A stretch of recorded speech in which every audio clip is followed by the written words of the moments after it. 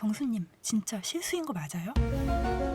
안녕하세요, 그리려나입니다. 저번 주 방송에서 경수가 자신의 마음을 표현하는 매운 쌈을 정말 줘야 하는 사람이 아닌 엄한 사람에게 줘서 논란이 됐는데요. 제가 좀 의심이 많은 건지 몰라도 이게 실수라는 것이 살짝 의심이 가는 거예요. 지금부터 제가 이야기할 것은 합리적인 의심은 아니고요. 저의 소설 정도로 생각하며 재미로 들어주시면 좋을 것 같습니다. 한 상황을 두고 다른 관점으로 해석하는 걸 보면 신기하고 재밌잖아요. 일단 경수의 캐릭터에 대해 이야기를 해보자면 Go with the flow, 흐름 그대로라는 말을 좋아한다. 분란은 좋아하지 않고 주변과 화합을 원한다. 근데 지금 이 기수에서 흐름을 교란시키고 분란의 중심을 자처한 사람 누구죠? 저는 경수가 원하는 이미지가 뭔지 조금은 알 것 같아요. 그 이미지를 제작진이 수식어로 붙여줬어요. 나이스 가이. 근데 경수가 말하는 그 나이스하다는 것의 정의가 뭘까? 인터뷰에서 이렇게 말해요. 나는 기본 베이스가 남자건 여자건 나이스함이다. 근데 중요한 건 그 말 앞에 어떤 말을 붙였냐면 되게 안 좋은 말일 수도 있는데 라는 말을 붙였다는 말이죠. 그렇다면 여기서 유추할 수 있는 게 있어요. 경수 본인 스스로 무의식 중에 나이스함이 불러일으킬 수 있는 부정적인 영향에 대해 인식하고 있다는 뜻이에요. 본인 스스로 나이스하다는 것이 순수하게 긍정적인 의미라고 생각했다면 되게 안 좋은 말일 수도 있다는 설명을 하진 않았을 것 같거든요. 예를 들어 타인을 평가할 때도 누군가의 친절함이 순수하게 고맙고 좋게 보였다면 걔는 정말 누구에게나 친절해 라고 했을 거예요. 근데 그 사람의 친절이 오해를 싹트게 하거나 착각의 여지를 주게 했다면 안 좋은 말일 수도 있는데 걔는 누구에게나 친절해 이렇게 말하겠죠. 그래서 저는 경수가 말하는 나이스함이 누구에게나 여유롭고 멋지게 비춰지되 그로 인한 논란에 오르내리는 것도 모르는 건 아니다 하는 속뜻이 있는 것 같더라고요. 하지만 자상하다, 재미있다, 스윗하다 라는 평가는 취하고 싶지만 오해를 불러일으킨다, 헷갈리게 한다 라는 평가는 피하고 싶잖아요. 그걸 피하는 방법은 여러 가지가 있죠. 난 그런 의도가 아니었다, 모르고 그랬다, 실수였다 이런 회피기동. 이건 착각을 한 쪽에서 왜 그랬냐고 아무리 추궁을 해도 어떻게든 빠져나갈 수 있는 방법입니다. 모르고 그랬다는데 어떡해요. 의도가 없었다는데. 근데 아이러니한 건 이런 방법이 만약 경수가 매력이 전혀 없었다면 씨알도 안 먹힐 겁니다. 경수가 기본적으로 여성들에게 어필되는 매력이 있어요. 방송에서도 여러 명의 선택을 받았으니 아마도 저만 그렇게 보는 건 아닐 것 같아요. 여기 왔다 해서 없던 매력이 생겨난 것도 아닐 거고 갑자기 나이스한 면모를 탑재한 것도 아닐 테니까 경수는 전에도 이와 비슷한 논란을 일으켰거나 오해를 샀던 경험이 있지 않았을까. 한 번은 영자에게 이런 충고를 하죠. 영자님한테 해주고 싶은 이야기는 너무 나이스하지 않았으면 좋겠다. 나이스한 사람일 것 같다는 생각이 너무 드는 게 별로였다. yourself 했으면 좋겠다. 경수는 모두에게 나이스한 사람이고 싶다면서요. 근데 영자가 나이스해 보이는 게 거슬려 보였다는 건 경수가 생각하는 나이스함이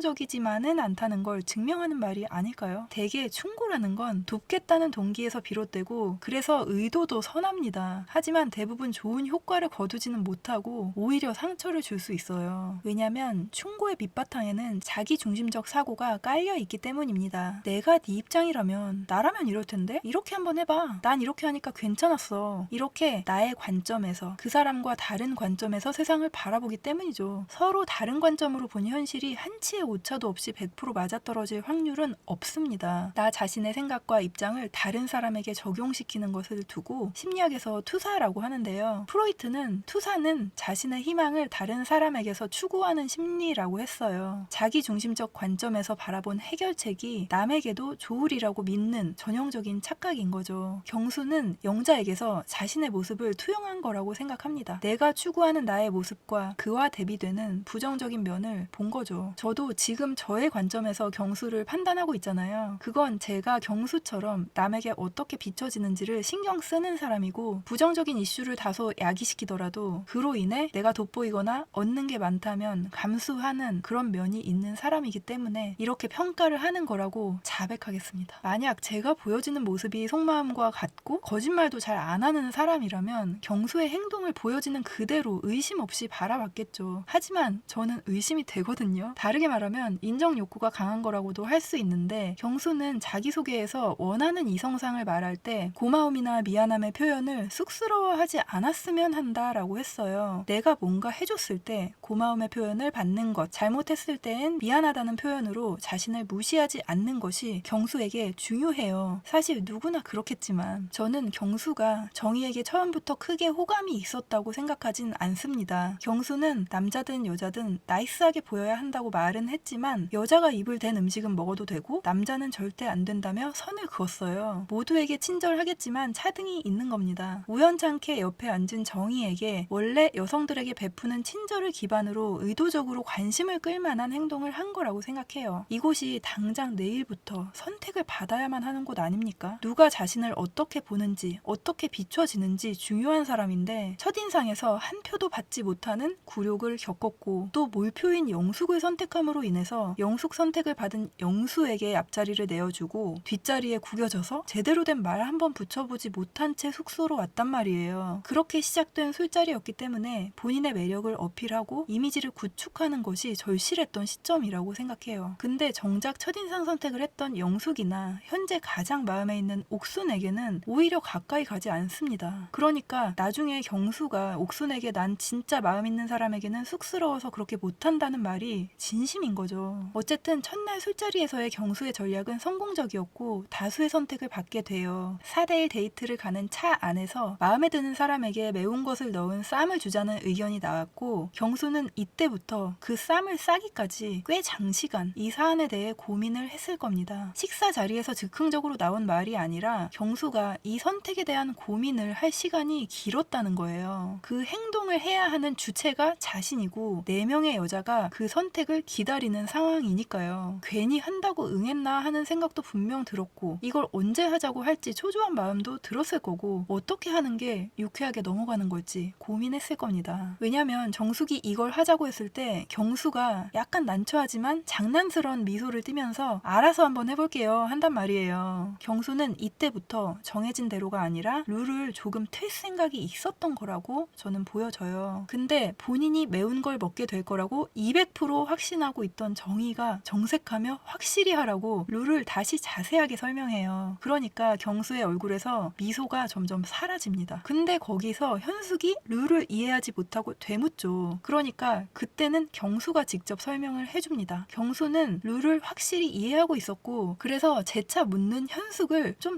답답했어요. 현숙에게 설명을 한 직후 바로 옆 테이블로 가서 쌈을 싸기 시작해요. 경수는 차에서부터 그 쌈에 대한 고민을 했을 것이고, 쌈에 넣는 와사비는 곧 나의 마음이라는 정보가 입력이 됐어요. 특정 단어에 감정을 이입했을 때 더 기억이 잘 나게 하는 감정 강화 효과라는 말도 있습니다. 감정이입이 일어날 때 우리는 특정 정보를 의미 있는 것으로 여기게 되고 그 정보는 더욱 강하게 기억에 각인될 가능성이 큰 거죠. 물론 맵다는 건 고통이고 벌칙이다라는 일반적인 인식 때문에 감정이입에 오류가 생겼다는 가능성도 배제할 수는 없습니다. 근데 이 쌈을 싸는 중간에 경수의 행동을 주목해야 합니다. 첫 쌈에 그 문제의 뭔가를 넣은 후 코를 문지르며 아 하는 감탄사를 합니다. 피노키오 효과라고 불리는 심리적, 생리적 반응이 있습니다. 거짓말을 할 때 뇌가 스트레스를 받게 되면 그 결과 혈압이 상승하거나 혈류가 증가할 수 있고, 그로 인해 코 안쪽 작은 혈관들이 팽창을 하면서 코가 약간 가렵거나 따끔거리기 때문에 코를 만지게 된다고 해요. 또 긴장감을 줄이기 위해 자신을 만지는 자기 위한 행동으로 보기도 합니다. 흔히 입이나 코를 만지는 행위는 자신의 행동이나 말을 감추려는 무의식적인 욕구의 발현이라고 할 수 있는 거거든요. 다만 이 행동만으로 거짓말이라고 판단한다는 건 잘못됐지만 왜 하필 정숙님 쌈을 쌀 때 쌈과 젓가락을 들고 있는 그 코를 만지기 용이하지 않은 상황에서 코를 비볐을까?